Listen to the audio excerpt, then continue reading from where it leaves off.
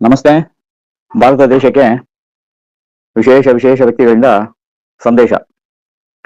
ಚಿನ್ನ ಖರೀದಿಸಬೇಡಿ.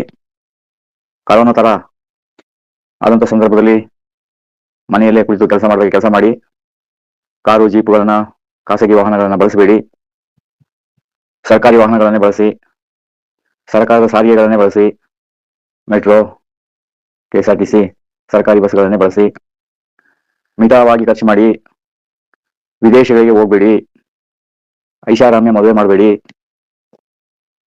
ಸರಳತೆಗೆ ಬನ್ನಿ, ಸಿಂಪಲ್ ಆಗಿ ಬನ್ನಿ ಅಂತೆಲ್ಲ ಹೇಳುವ ವೇದವಾಕ್ಯಗಳನ್ನ ಈಗ ನಿನ್ನೆ ಮೊನ್ನೆಯಿಂದ ನೀವೆಲ್ಲರೂ ಕೇಳಿರ್ಬೋದು. ಈ ಸರಳತೆಯ ಮಾತುಗಳು ಭಾರತ ದೇಶದಲ್ಲಿ ಮೊದಲಿಂದಾನೇ ಇತ್ತು. ಅದೇನು ನಾವು ಯಾರಿಂದಾನು ಕಲಿಯುವಂತ ಹೀನ ಸ್ಥಿತಿಗೆ ಬಂದಿಲ್ಲ. ನಮ್ಮ ಪ್ರಜೆಗಳು ಇದ್ದಿದೆ ಎಲ್ಲ ರೀತಿಯ ಸರಳತೆಯಲ್ಲೇ ಇದ್ದಿದ್ದು.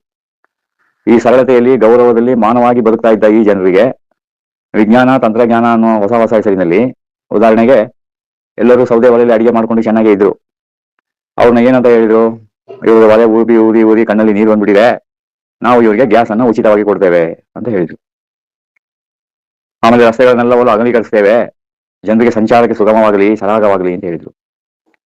ಸರಾಗವಾಗಲಿ ಅಂತ ಹೇಳಿ ರಸ್ತೆಗಳನ್ನೆಲ್ಲ ಅಭಿವೃದ್ಧಿ ಪಡಿಸ್ತೀವಿ ಅಂತ ಹೇಳಿ ಎಲ್ಲ ಟೋಲ್ ತಂದು ಇಟ್ಟು ನಿಲ್ಲಿಸಿದ್ರು. ಜನರಿಗೆ, ವಾಹನ ಕಂಪನಿಗಳಿಗೆ ಎಲ್ಲವನ್ನ ಉತ್ಪನ್ನ ಮಾಡಕ್ಕೆ ಅವಕಾಶಗಳನ್ನು ಕೊಟ್ಟು ಅದನ್ನು ಜನರಿಗೆ ಸಾಲದ ರೂಪದಲ್ಲಿ ತಗೊಳ್ಳೋದ್ರಲ್ಲಿ ಎಲ್ಲರನ್ನು ಸಾಲಗಾರಾಗಿ ಮಾಡಿಟ್ರು. ಪ್ರತಿಯೊಂದು ವಸ್ತುಗೂ EMI ಕಟ್ಟಂಗೆ ಮಾಡಿದ್ರು. ಪೆಟ್ರೋಲು, ಡೀಸೆಲ್ ಬೆಲೆಗಳು ಏಕೇಕ ಜಾಸ್ತಿ ಆಗ್ತಾ ಇದೆ ಅಂತ ಹೇಳಿ ವಿರೋಧ ಪಕ್ಷದಲ್ಲಿದ್ದಾಗ ಅಥವಾ ವಿನೋದ ಪಕ್ಷದಲ್ಲಿದ್ದಾಗ ಎಲ್ಲರೂ ಪ್ರಶ್ನೆ ಮಾಡಿದರು. ಈಗ ಪೆಟ್ರೋಲು, ಡೀಸೆಲ್ ಬೆಲೆ ಏನಾಗ್ತಾ ಇದೆ? ಇವಾಗ ಶಿಷ್ಯರೆಲ್ಲ ಹೇಳ್ಕೊಂಡು ಬಂದ್ರಲ್ಲ, ಇವ್ರು ಬಂದ್ಬಿಟ್ರೆ ಏನು ಆಗ್ಬಿಡ್ತದೆ, ವಿಶ್ವ ಗುರುಗಳಾಗ್ಬಿಡ್ತಾರೆ, ಚಿನ್ನ ಬೆಳ್ಳಿ ಭಾರಿ ರೇಟ್ ಕಡಿಮೆ ಆಗ್ಬಿಡ್ತದೆ, ನಿಮ್ಮ ಮಕ್ಕಳೆಲ್ಲ ಮದುವೆನ ಬಹಳ ಸುಲಭದಲ್ಲಿ ಮಾಡ್ಬೋದು. ಈಗ ಅವನ್ನೆಲ್ಲ ಬೀದಿಲಿ ನಿಲ್ಸು ಪ್ರಶ್ನೆ ಮಾಡ್ಬೇಕು. ಈಗ ಅವನ್ನೆಲ್ಲ ಚಿನ್ನದ ರೇಟ್ ಕಮ್ಮಿ ಆಗ್ಬಿಡ್ತದೆ, ಪೆಟ್ರೋಲ್ ರೇಟ್ ಕಡಿಮೆ ಆಗ್ಬಿಡ್ತದೆ, ಆಮೇಲೆ ನಿಮ್ಮ ಕಪ್ಪು ಹಣವನ್ನೆಲ್ಲ ತಂದು ಎಲ್ಲರ ಖಾತೆಗೆ ಹಣ ಹಾಕ್ಬಿಡ್ತೇವೆ, ನೀವೆಲ್ಲರೂ ಶ್ರೀಮಂತರಾಗ್ಬಿಡ್ಬೋದು, ನಿಮ್ಮ ಮಕ್ಕಳಿಗೆ ವಿದ್ಯಾಭ್ಯಾಸ ಎಲ್ಲ ಉಚಿತ ಆಗ್ಬಿಡ್ತದೆ, ಆರೋಗ್ಯ ಉಚಿತ ಆಗ್ಬಿಡ್ತದೆ, ಒಂದು ಲ್ಯಾಪ್ಟಾಪ್ ತಗೊಂಡು ನೋಡಿದ್ರೆ ಪ್ರಧಾನಿ ಹೇಳ್ಬಿಡ್ತಾರೆ ಏನೇನಾಗಿದೆ ಅಂತೆಲ್ಲ ಸುಳ್ಳುಗಳನ್ನ ಹೇಳಿ ದೇಶವನ್ನ ಈ ಸ್ಥಿತಿಗೆ ತಂದಿಟ್ಬಿಟ್ಟು, ಚುನಾವಣೆಯ ಪ್ರಚಾರದಲ್ಲಿ ಇದ್ದಾಗ ಯಾವುದೇ ಬೆಲೆ ಏರಿಕೆಗಳು ಆಗುದಿಲ್ಲ. ಯಾವ್ದಾದ್ರು ಒಂದು ಕಡೆ ಚುನಾವಣೆ ಮುಗಿದ ತಕ್ಷಣ ಎಲ್ಲವೂ ಬೆಲೆ ಏರಿಕೆ ಆಗುತ್ತೆ. ಸಂಸತ್ತಿನಲ್ಲಿ ಇರುವ ಜನರು ಇರೋದೇ ಜಾಸ್ತಿ, ಅವರು ಅದ್ರ ಮೇಲೆ ಪುನಃ ಇನ್ನೂ ಒಂದು 300 ಸೀಟ್ ಜಾಸ್ತಿ ಮಾಡಿ ಎಲ್ಲರಿಗೂ ಸರಳತೆಯನ್ನು ಬೋಧಿಸುವರು. ಇವರೆಲ್ಲ ಇವರ ಮುಂದ್ಗಡೆ ಎಷ್ಟು ವಾಹನಗಳು ಬರ್ತಾ ಇವೆ. ಇವರೆಲ್ಲ ಅಧಿಕಾರಕ್ಕೆ ಬಂದು ದೇಶದಲ್ಲಿ ಎಷ್ಟು ದಿನ ಇದ್ರು, ವಿದೇಶ ಪ್ರಯಾಣ ಮಾಡಬೇಡಿ ಅಂತ ಹೇಳುವ ನಿಮಗೆ, ಇವರು ಅಧಿಕಾರ ತಗೊಂಡ ಮೇಲೆ ದೇಶದಲ್ಲಿ ಎಷ್ಟು ದಿನ ಇದ್ರು, ಹೊರ ದೇಶದಲ್ಲಿ ಎಷ್ಟು ದಿನ ಇದ್ದಾರೆ ತಿಳ್ಕೊಬೇಕಲ್ವಾ? ಪ್ರಜೆಗಳೇ ತಿಳ್ಕೊಳ್ಳಿ.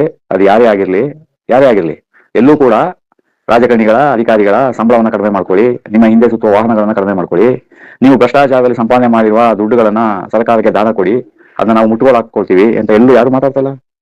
ಕೇವಲ ಜನರಿಗೆ ಹೇಳ್ತಾ ಇದ್ದಾರೆ, ಸಹಿಸ್ಕೊಳ್ಳಿ, ಸುಧಾರಣೆ ಮಾಡ್ಕೊಳ್ಳಿ, ಅಡ್ಜಸ್ಟ್ ಮಾಡ್ಕೊಳ್ಳಿ. ಭಾರತ ದೇಶದ ಪ್ರಜೆಗಳು ಎಷ್ಟಪ್ಪ ಅಡ್ಜಸ್ಟ್ ಮಾಡ್ಕೋಕ್ಕಾಗುತ್ತೆ? ಎಷ್ಟು ಅಂತ ಅಡ್ಜಸ್ಟ್ ಮಾಡ್ಕೋಕ್ಕಾಗೋದು? ತೆರಿಗೆ, ಎಲ್ಲದಕ್ಕೂ ತೆರಿಗೆ ಹಾಕಿದ್ದಾರೆ, ಯಾವುದಕ್ಕೆ ತೆರಿಗೆ ಇಲ್ಲ. ಹೆಣ ಸುಡುವ ಮಶಾನದಲ್ಲೂ ತೆರಿಗೆ ಇದೆ, ಅದಿರ್ಲಿ. ಅದೆಲ್ಲ ಮೊನ್ನೆ ಗಿಡಗಳನ್ನ ನೆಡಬೇಕು ಅಂತ ಯೋಜನೆ ಹಾಕಿದಾಗ ಅದಕ್ಕೆ ಟ್ರೀ ಗಾರ್ಡ್ಗೂ 18% ಅಂದ್ರೆ ಯಾರು ಗಿಡ ನೆಡೋಬೇಡ, ಅಷ್ಟು ಜ್ಞಾನ ಇಲ್ವಾ ನಮ್ಮ ಜನರಿಗೆ? ಟ್ರೀ ಗಾರ್ಡ್ ಅನ್ನ ಯಾವ್ದು ಬಳಸ್ತಾರೆ? ಗಿಡ ನೆಟ್ಟು ಅದರ ರಕ್ಷಣೆಗೊಳಿಸ್ತಾರೆ, ಅದಕ್ಕೂ 18% GST ಹಾಕಿದ್ದಾರೆ ಅಂತಂದ್ರೆ ಇನ್ಯಾವ್ದನ್ನ ಬಿಡ್ತಾರೆ? ವಾಹನ ತಗೊಳ್ಳುವಾಗಲೂ ತೆರಿಗೆ ಕಟ್ಟೋದು, ರೋಡಲ್ಲಿ ಟ್ಯಾಕ್ಸ್ ಹೋಗುವಾಗಲೂ ಟೋಲ್ ಕಟ್ಟೋದು, ಪೆಟ್ರೋಲ್ ಡೀಸೆಲ್ ತಗೊಳ್ಳುವಾಗಲೂ ಟ್ಯಾಕ್ಸ್ ಕಟ್ಟೋದು, ಆ ಸೆಸ್ ಅಂತೆ ಆದಂತೆ ಇದಂತೆ ಎಲ್ಲಾ ರೀತಿಯ ತೆರಿಗೆಗಳನ್ನೆಲ್ಲ ಹಾಕ್ಬಿಟ್ಟು ಈಗ ನೀವು ಸಿಂಪಲ್ ಆಗಿ ಬದುಕಿ, ಸರಳವಾಗಿ ಬದುಕಿ, ಮನೆಯಲ್ಲೇ ಕೆಲಸ ಮಾಡಿ ಅಂತೆಲ್ಲ ಉಪದೇಶ ಮಾಡುವ ಬದಲು, ಯುದ್ಧ ನಡೆಯುವಂತ ಸಮಯದಲ್ಲಿ ಯಾವುದೇ ದೇಶದ ಜೊತೆಲಿ ಯುದ್ಧ ನಡೀಲಿ, ಅದನ್ನ ಯುದ್ಧ ಬೇಡ ಅಂತ ಹೇಳ್ಬೇಕಾಗಿರೋದು ಭಾರತದ ಮೊದಲಿನಿಂದ ಕರ್ತವ್ಯ. ಅದನ್ನ ಹಾಗೆ ಪಾಲನೆ ಮಾಡ್ಕೊಂಡು ಬಂದಿದ್ದಾರೆ. ಯಾವುದೇ ದೇಶದ ಯುದ್ಧದಲ್ಲಿ ಯುದ್ಧ ನಡೆದ್ರು ಭಾರತ ದೇಶ ಹೇಳೋದು ಯುದ್ಧ ಬೇಡ, ಯುದ್ಧದಿಂದ ಯಾರಿಗೂ ಲಾಭ ಇಲ್ಲ, ಯುದ್ಧದಿಂದ ಇಡೀ ವಿಶ್ವವೇ ನಾಶ ಆಗ್ತದೆ ಅಂತ ಹೇಳೋದು ಭಾರತ ದೇಶ ಈ ಗಂಟ ಅದನ್ನ ಪಾಲನೆ ಮಾಡ್ಕೊಂಡು ಬಂದಿದೆ. ಈಗ ಮೊನ್ನೆ ನಡೆದ ಯುದ್ಧದಲ್ಲಿ ಭಾರತ ಯಾಕೆ ಮಾತಾಡಿಲ್ಲ? ಯುದ್ಧ ಬೇಡ ಅಂತ ಒಂದು ಮಾತು ಹೇಳ್ಬೋದಾಗಿತ್ತಲ್ವಾ? ಯುದ್ಧದಿಂದ ಯಾರಿಗೂ ಒಳ್ಳೇದಲ್ಲ.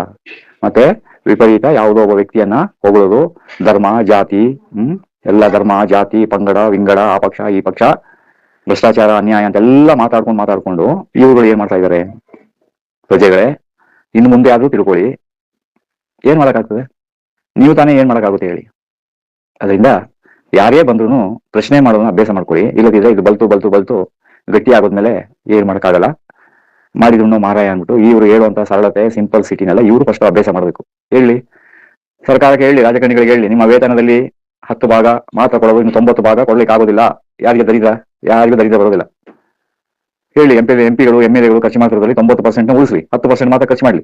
ಈ ತರ ಆದೇಶ ಬರಬೇಕು ರಾಜಕಾರಣಿಗಳಿಗೆ, ಶ್ರೀಮಂತರಿಗೆ. ಈಗ ನೆಕ್ಸ್ಟ್ ಇದೆಲ್ಲ ಸೂಚನೆ ಏನು ಅಂತ ಹೇಳಿದ್ರೆ, ಈಗ ಪೆಟ್ರೋಲ್ ಹೇಗೆ ಗ್ಯಾಸ್ಗೆ 900 ಸಿಲಿಂಡರ್ಗೆ ರೇಟ್ ಜಾಸ್ತಿ ಆಯ್ತು, ಈಗ ಪೆಟ್ರೋಲ್ಗೆ 50-60 ರೂಪಾಯಿ ಜಾಸ್ತಿ ಆಗ್ತದೆ. ಅದರಿಂದ ನಾನು ಮೊದಲೇ ತುಂಬಾ ದಿನದಿಂದ ಮಾತಾಡ್ಬೇಕು ಅಂತಿದ್ದೆ. ಯಾರ್ಯಾರು ಇವರೇ ನಮ್ಮ ಇಶ್ಯೂಗಳು, ಇವರೇ ನಮ್ಮ ಪ್ರಧಾನಿ ಆಗಿರ್ಬೇಕು ಅನ್ನೋದು ಒಂದು ಸಾಲಲ್ಲಿ ನಿಂತ್ಕೊಳ್ಳಿ. ಯಾಕೆ ನಮ್ಮಲ್ಲಿ BPL ಕಾರ್ಡು APL ಕಾರ್ಡು ಅಂತ ಇದೆಯಲ್ಲ, APL ಕಾರ್ಡು BPL ಕಾರ್ಡ್ ತರ ಇವರೇ ಇರಬೇಕು ನಮಗೆ ಪ್ರಧಾನಿ ಅನ್ನೋದು ನೀವೊಂದು ಕಾರ್ಡ್ ಮಾಡ್ಕೊಳ್ಳಿ. ನೀವು 350-400 ರೂಪಾಯಿ ಅಲ್ಲ 500 ರೂಪಾಯಿ ಕೊಡ್ಬೇಕಾದ್ರೆ ಪೆಟ್ರೋಲ್ ಹಾಕ್ಸ್ಕೊಳ್ಳಿ. ಗ್ಯಾಸ್ ಸಿಲಿಂಡರ್ ಬೇಕಾದ್ರೆ ನೀವೇ 10,000ಕ್ಕೆ ಮಾರಿ ಅಂತ ಹೇಳಿ ಇವರೇ ಇರಲಿ, ಇವರೇ ಇಶ್ಯೂಗಳು ಆಗಿರ್ಲಿ, ಇವರೇ ನಮಗೆ ಪರ್ಮನೆಂಟ್ ಪ್ರಧಾನಿ ಆಗಿರ್ಲಿ, ಯಾರ್ಯಾರು ಹೇಳ್ತೀವಿ ಅವರೆಲ್ಲ ನೀವೇ ಬೇರೆ ಕಾರ್ಡ್ ಮಾಡ್ಕೊಳ್ಳಿ. ಇಲ್ಲ ನಾವು ಭಾರತ ದೇಶದ ಪ್ರಜೆಗಳು ನಮ್ಗೆ ಇಷ್ಟೆಲ್ಲ ಖರ್ಚು ಮಾಡೋಕ್ಕಾಗಲ್ಲ ಅನ್ನೋದು ಅವರೇ ಒಂದು ಕಾರ್ಡ್ ಮಾಡ್ಕೊಳ್ಳಿ. ಆಗ BPL ಕಾರ್ಡು APL ಕಾರ್ಡ್ ಇರೋ ತರ ಮಾಡ್ಬಿಟ್ರೆ ಅದು ಬಹಳ ಖುಷಿ. ನೀವು ಹೇಳೋದೆಲ್ಲ ಹೇಳೋದು, ಮಾಡೋದೆಲ್ಲ ಮಾಡೋದು. ಬಹುಶಃ ನನ್ನ ಈ ಮಾತನ್ನ ಕೇಳಿ ಕೆಲವರಿಗೆ ನೋವಾಗ್ಬೋದು. ಏನ್ ಮಾಡೋಕ್ಕಾಗ್ತದೆ, ಮಾತಾಡ್ಲೇಬೇಕು. ಯಾರು ಕೂಡ ಈ ದೇಶದಲ್ಲಿ ಯಾರು ಪರ್ಮನೆಂಟ್ ಅಲ್ಲ. ಈಗಾಗಲೇ 1000 ಜನ MP ಗಳು MLA ಗಳು ಬಂದೋಗಿದ್ದಾರೆ, 16 ಪ್ರಧಾನಿಗಳು ಬಂದೋಗಿದ್ದಾರೆ, ರಾಷ್ಟ್ರಪತಿಗಳು ಬಂದೋಗಿದ್ದಾರೆ. ಯಾವಾಗಲೂ ಆ ಸೀಟ್ ಖಾಲಿ ಇರೋದಿಲ್ಲ, ಯಾರಾದ್ರೂ ಒಬ್ಬರಲ್ಲಿ ಬರ್ತಾರೆ.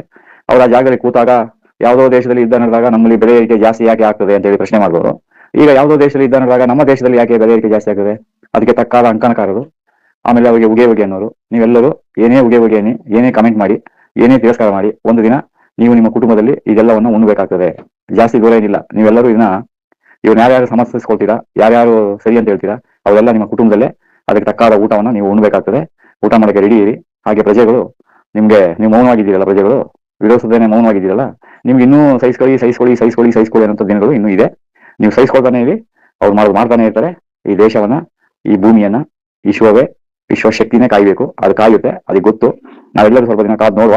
ಯಾಕಂದ್ರೆ ಪ್ರಕೃತಿ ಮತ್ತೆ ಪರಿಸರ ತನ್ನನ್ನ ತಾನು ರಕ್ಷಣೆ ಮಾಡ್ಕೊಳ್ತದೆ. ನಿಮ್ಮ ಆಟ ಅವ್ರ ಮುಂದೆ ಏನು ನಡೆಯೋದಿಲ್ಲ.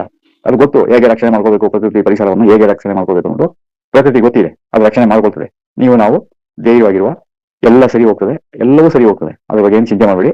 ನಿಮ್ಗೆಲ್ಲರಿಗೂ ಒಳ್ಳೆಯದಾಗಲಿ. ನಮಸ್ತೆ.